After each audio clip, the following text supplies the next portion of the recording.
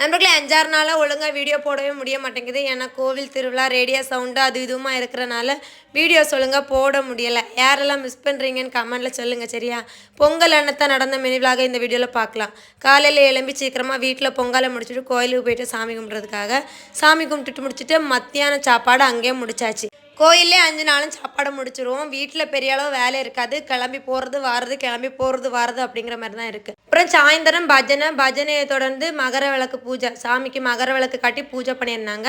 சாமி கும்பிட்டு முடிச்சுட்டு எல்லாரும் கோலத்து முன்னாடி 5-6 போஸ் கொடுத்து ஃபோட்டோலாம் எடுத்துக்கிட்டு அப்புறமா விளக்கு பூஜையெல்லாம் நடந்து முடிஞ்சோடனே வான வேடிக்கை அப்படின்னு சொல்லிட்டு தொடர்ந்து கோவில் பரிபாடி நடந்துகிட்டே இருந்துச்சு.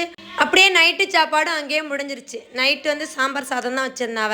அங்கேருந்து சாப்பிட்டுட்டு வான வேடிக்கை நடந்துச்சு. வான வேடிக்கை பார்த்து முடிச்சதுக்கப்புறமா டான்ஸ் ப்ரோக்ராம் இருந்துச்சு.